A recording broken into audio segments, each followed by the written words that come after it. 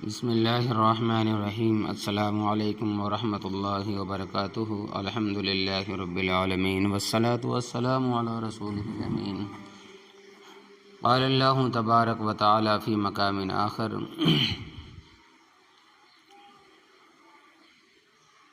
نماز تراویح رمضان المبارک کی ایک امتیازی عبادت نماز تراویح ہے جو اپنی الگ شان رکھتی ہے۔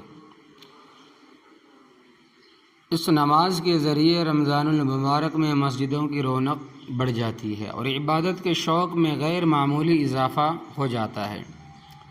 صحیح احادیث شریفہ سے ثابت ہے کہ نبی کریم صلی اللہ علیہ وسلم نے رمضان المبارک میں 3 دن مسجد نبوی میں باجماعت نماز پڑھائی، لیکن جب مجمع زیادہ بڑھنے لگا اور صحابہ کرام رضی اللہ تعالیٰ عنہ کے غیر معمولی ذوق و شوق دیکھ کر آپ کو خطرہ ہوا کہیں یہ نماز امت پر فرض نہ کر دی جائے، تو آپ صلی اللہ علیہ وسلم نے یہ سلسلہ موقوف کر دیا۔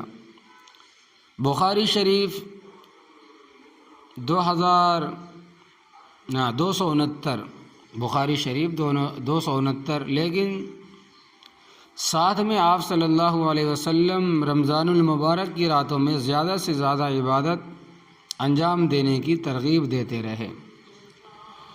آپ صلی اللہ علیہ وسلم نے ارشاد فرمایا کہ جو شخص رمضان المبارک کی راتوں کو ایمان اور اخلاص کے ساتھ عبادت میں گزارے گا، اس کے سب پچھلے گناہ معاف کر دیے جائیں گے۔ بخاری شریف 269 جلد 1۔ آپ صلی اللہ علیہ وسلم کی اس ترغیب کی وجہ سے حضرات صحابہ کرام رمضان المبارک میں کثرت عبادت کا احترام کرتے تھے اور اہتمام کرتے تھے۔ جو لوگ قرآن کریم کے حافظ تھے وہ خود نوافل میں قرآن پڑھتے، اور جو حافظ نہ تھے وہ کسی حافظ کے اقتداء میں قرآن کریم سننے کی سعادت حاصل کرتے تھے۔ چنانچہ ثعلبہ ابن ابی مالک القرظی رحمۃ اللہ علیہ، جو مدینہ منورہ کے رہنے والے تابعی عالم ہیں، مرسلاً روایت کرتے ہیں کہ ایک مرتبہ رمضان المبارک کی رات میں پیغمبر علیہ السلام مسجد میں تشریف لائے تو دیکھا کہ مسجد کے ایک کونے میں کچھ لوگ جماعت سے نماز پڑھ رہے ہیں۔ تو آپ صلی اللہ علیہ وسلم نے دریافت کیا کہ یہ لوگ کیا کر رہے ہیں؟ تو کسی نے جواب میں عرض کیا: اے اللہ کے رسول صلی اللہ علیہ وسلم، یہ وہ حضرات ہیں جن کو قرآن کریم حفظ نہیں ہے۔ تو حضرت ابی ابن کعب رضی اللہ تعالیٰ عنہ نماز میں قرآن کریم پڑھ رہے ہیں اور یہ لوگ ان کی اقتداء میں نماز ادا کر رہے ہیں۔ یہ سن کر نبی کریم صلی اللہ علیہ وسلم نے فرمایا کہ انہوں نے بہت اچھا کیا، اور آپ صلی اللہ علیہ وسلم نے ان کے بارے میں کوئی ناگواری کی بات ارشاد نہیں فرمائی۔ السنن الکبریٰ للبہقی 297 جلد 2۔ تو اس تفصیل سے اتنا یقیناً معلوم ہو گیا کہ دور نبوت میں رمضان کی وہ خصوصی نماز جسے بعد میں تراویح کا نام دیا گیا یقیناً پڑھی جاتی رہی، اور حضرات صحابہ رضی اللہ تعالیٰ عنہ اس نماز سے بخوبی واقف تھے اور تنہا اور کبھی کبھی جماعت سے اسے پڑھا کرتے تھے۔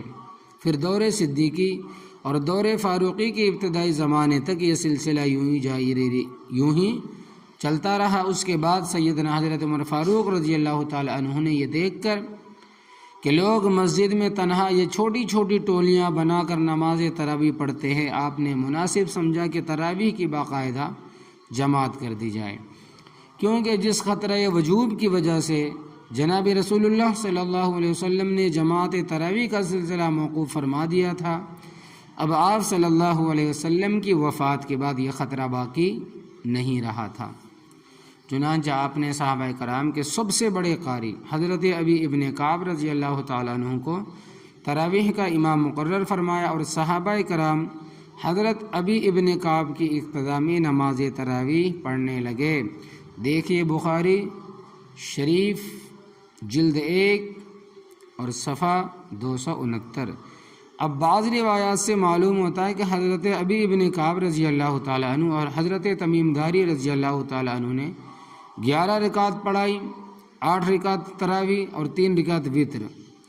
السنن الکبریٰ للبہقی جلد 2 اور 298۔ لیکن اکثر روایت اور آثار صحابہ سے 20 رکعت تراویح کا پتہ چلتا ہے۔ چند روایات ہم آپ کو بتاتے ہیں۔ عبدالعزیز ابن رفیع رحمۃ اللہ علیہ کہتے ہیں کہ حضرت ابی ابن کعب رمضان المبارک میں مدینہ منورہ میں 20 رکعت تراویح لوگوں کو پڑھاتے تھے، اس کے بعد 3 رکعت وتر کی پڑھایا کرتے تھے۔ مصنف ابی ابن ابی شیبہ جلد 2 168 صفحہ۔ صاحب ابن زید رحمۃ اللہ علیہ فرماتے ہیں کہ دور فاروقی میں حضرات صحابہ کرام رمضان المبارک میں 20 رکعت باجماعت پڑھا کرتے تھے۔ نیز یہ بھی فرمایا کہ حضرت عثمانی غنی رضی اللہ تعالیٰ عنہ کے زمانے میں لوگ 100 سے اوپر آیتوں والی صورتیں تراویح میں پڑھتے تھے اور لمبے قیام کی وجہ سے اپنی لاٹھیوں پر ٹیک لگا کر کھڑے ہوتے تھے۔ السنن الکبریٰ للبہقی۔ یزید ابن رومان رحمۃ اللہ علیہ فرماتے ہیں کہ لوگ رمضان المبارک میں حضرت عمر بن خطاب رضی اللہ تعالیٰ عنہ کے زمانے میں 23 رکعت نماز تراویح پڑھتے تھے، 20 رکعت تراویح اور 3 وتر۔ السنن الکبریٰ للبہقی 299 صفحہ جلد 2۔ ابو الخصیب رحمۃ اللہ علیہ کہتے ہیں کہ حضرت سوید ابن غفلہ رضی اللہ تعالیٰ عنہ ہمیں رمضان میں 5 تراویحوں سے 20 رکعت پڑھایا کرتے تھے، یعنی ہر 4 رکعت پر 1 تراویح۔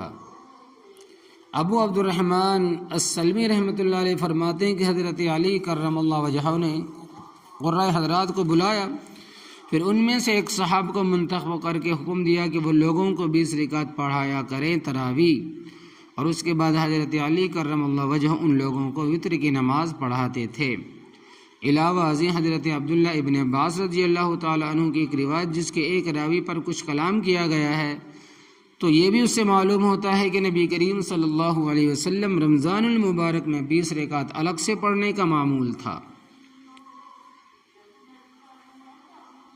مصنف ابن ابی شیبہ انہی روایت و آثار کی وجہ سے جمہور علماء امت اور حضرات ائمہ اربعہ امام اعظم ابو حنیفہ، امام مالک، امام شافعی اور امام احمد بن حنبل رحمۃ اللہ علیہ کا متفقہ موقوف یہی ہے کہ تراویح کی رکعت 20 سے کم نہیں ہے۔ 20 سے زیادہ کے تو اقوال ملتے ہیں، جیسا کہ امام مالک رحمۃ اللہ علیہ کا قول ہے، لیکن 20 کی عدد سے کم کا ائمہ اربعہ میں سے کوئی قائل نہیں ہے، اور تمام عالم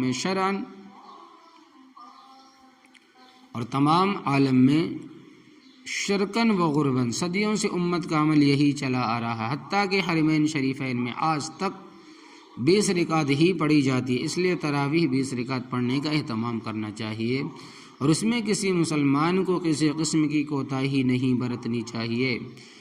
یہاں یہ وضاحت ضروری ہے کہ تراویح کی رکعت کے بارے میں علماء کے ایک طبقہ کو ام المؤمنین حضرت عائشہ رضی اللہ تعالیٰ عنہا کی ایک روایت سے اشتباہ ہو گیا، جس میں حضرت عائشہ رضی اللہ تعالیٰ عنہ نے رمضان اور غیر رمضان کے نوافل کو 8 کے عدد میں منحصر کیا۔ بخاری شریف جلد 1 154۔